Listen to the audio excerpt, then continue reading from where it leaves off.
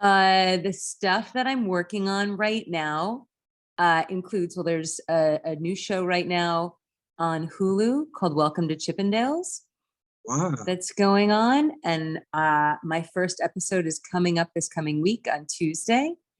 Um, so I've got a nice character for the rest of the series in that. And then I have a podcast coming out next month uh, about creators in Web3 and creativity in Web3. And that ties in with, I just found out yesterday, I've been working for the last maybe, how long, 7 months? I did this production of Hamlet in Grand Theft Auto. And it was the first ever Shakespearean production in like the metaverse or whatever. And it did really well. It was like this really exciting, crazy thing. It was me and a bunch of well-known British stage actors. It was created by a guy named Sam Crane, and the company name is Rustic Mascara. And Sam is now playing Harry in Harry Potter on the West End out there. And we found out yesterday that we were nominated for the Stage Awards, which are like the most prestigious awards in the UK. So we got the Innovation Award nomination. So, and that'll be announced at the end of January. So we're super excited. Wow. Yeah. So how did you get into the Web3 world? Well, I always was involved in fashion and style. And so creativity was like one part of it. And then when, as a voice actor, I started getting involved in gaming and got involved with the whole gaming world. And then I started live streaming, where I would sort of put all my stuff together and started doing almost like home shopping network for nerds. Like all of the gaming kids would be able to be connected with independent global designers that I was finding because I had done that previously. And when I started streaming all of that stuff, then I started getting approached by different creators in Web3. And that's when I said, oh my God, there's this whole new window of creativity going on in this new frontier. And that's how it started. Wow. Do you own Yeah. Do you own any NFTs or? I'm not an NFT person. I'm not into NFTs. I'm not into crypto. That isn't my bag. My bag is looking at who is it who's actually creating the new ways in and who are the right horses to bet on. You know, I think it's so early in that game and not everyone has the best of intentions. And this is a moment when if you pick the right horses, you get to shape what the future looks like. And I love being entrenched in a community of people who are used to having lives in a virtual world. Like the gamers can lead the way in, and the gamers are super creative and the gamers are super into style. And I just want to be like attached with them and helping find the right people to hitch our wagons to. Wow. I Now like all your skateboards behind you. I'm noticing all your skateboards. Those are fabulous. Thanks. Great And I love looking. your background too. I love that. You're not. Thanks. Ooh, where are It's my those, boy? character.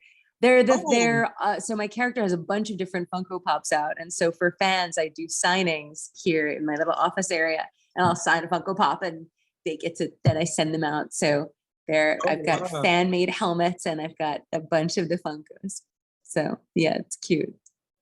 Now with this podcast launching, what made you want to get into this meta style podcast? Well, it's connected to everything that I'm talking to you about. It's because as someone who I was a trend scout and a buyer for stores and a consultant while I was a voiceover actor, while I've been a voiceover actor, I've sort of had the two parallel careers going. And uh, when I then found myself in this world of gaming and found myself talking to these people about style and realizing that style and this gaming community needed to be put together in a new creative way. It led me sort of deeper into who were the people who were the vanguards, who are the people who are reinventing how we can all connect through style in the future. So Wow. yeah, it's been So really which store? fun. Nice. Which store were you a buyer for? I was an assistant buyer with Canon NYC in Soho, and I also was with Dernier Cru in the meatpacking district, but they were like original old school there. Nice. How did you fall into that industry? Did you go into school, straight out of school for that, for No, I buying? always was in school as an actress, but since I was a little kid, I had twin paths. It was always fashion and performing.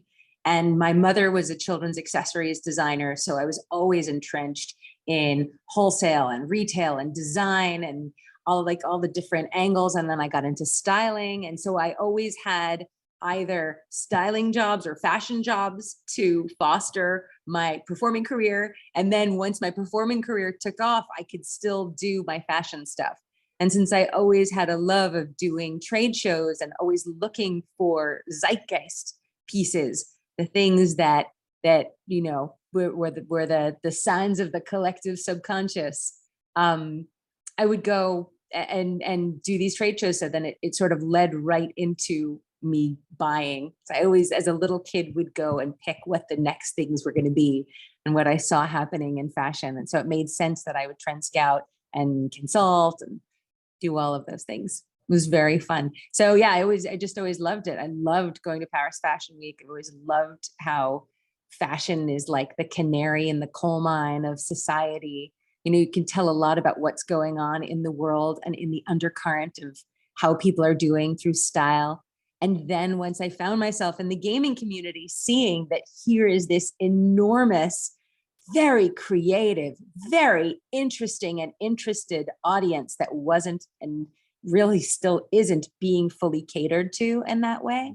So it was really engaging. It seemed like an exciting opportunity. Sounds like it's exciting. And we've been in that space for quite some time. I guess since people have been talking about it, like the last couple, I would say 5 years.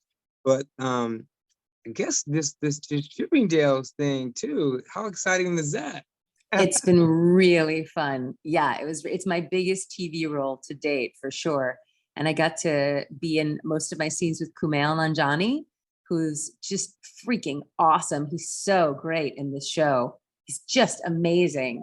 The whole cast in this show is fantastic. The show is great. It's you feel like it's just going to be a glossy veneer, but it's like giving you a little bit of candy to feed you your medicine. It says a lot about the American dream and about, when are you being, what's the word I'm looking for? Oh my goodness. It says a lot about, when are you just being greedy, or when are you just aspiring too hard? Like I'm saying that terribly right now, Vaughn. That's awful. I said that so badly. Yeah. Nice. So what can we expect? What are some of your highs and lows of the show that you really enjoy? In Chippendales, as a viewer, or and my character, I play the main character and his wife's lawyer when they've gotten into a bunch of trouble. So I'm just constantly giving them more bad news. So that's mine. But in terms of highs and lows, I mean, this show runs the gamut. You can't even believe what happened. It's based on a true story. And it's one of those things where if you didn't know that it actually happened, if somebody wrote this as a story, no one would ever believe it was the truth. It's wild. It's wild. Oh my gosh, there's murder and arson and stripping men. And it's a very exciting, crazy thing. It also stars Murray Bartlett, who just won the Emmy Award for White Lotus, and Juliette Lewis. It's terrific. Anna Lee Ashford, who's a Broadway star. I know you're in New York like me. So she's I believe a Tony winner, if not Tony nominee. Wow, that's Yeah. awesome.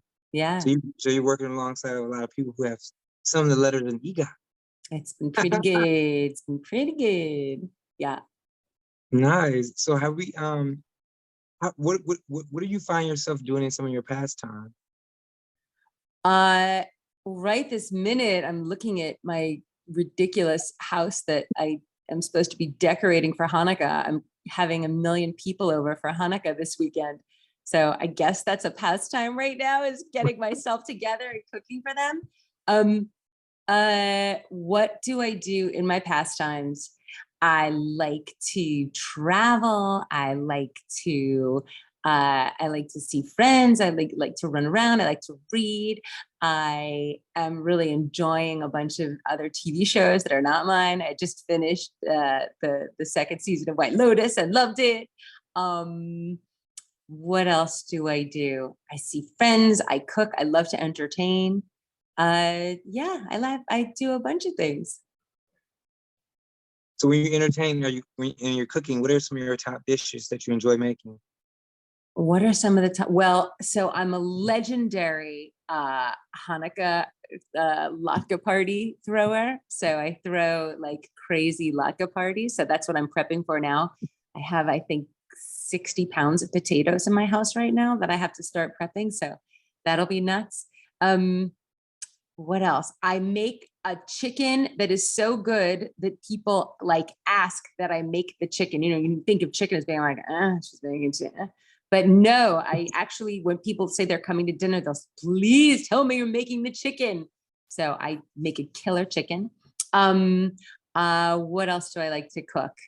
You know, I lived in Paris in my early 20s. And so, and I had no money. So I had to learn how to cook a bunch of things that I loved so that I could eat those things and not feel like I was missing out. So I just made my specialty, my couscous royale, and it came out fabulous. That was really good. Yeah, I like to cook a lot of things. And when was the last time you've been to Paris?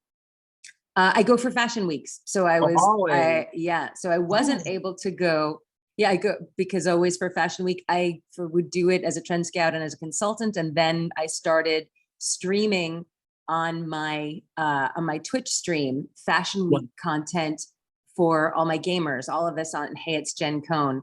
So, and then when I started working on MetaStyle, I started interviewing people who were from the fashion world for MetaStyle from Paris, because Fashion Week in Paris is the most global place. I was at the Emmy Awards this past year, so I wasn't able to be there in the fall because we had to go to the Emmys, which was very exciting, but a conflict of interest. So they said, okay, I'm going Emmys for this one, but I'll be back in Paris the beginning of March. Oh, nice. Is there anything else that you would like us to speak about that we haven't talked on? What else? What else should I tell you? I also do, so the live streams. So right now I've started simultaneously streaming on Twitch and TikTok. And that's my new project, is doing the two at once. And yeah, it's been great actually. And I do these real talk advice streams for the gaming community called Ask Bird Mom.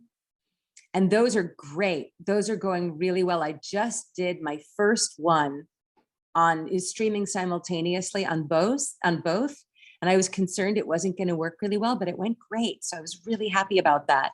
So look out for more Ask Bird Mom streams, MetaStyle podcast. My gosh, it's called Rustic Mascara is the name of the Shakespeare in GTA project. And that's just fabulous. I mean, and we're going to find out. So the stage awards will be announced on January 30th. So I'll be in London for the awards. I'm so excited.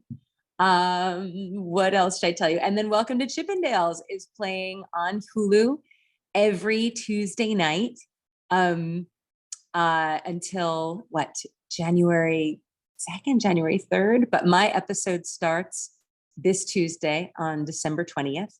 So that's where my character starts in.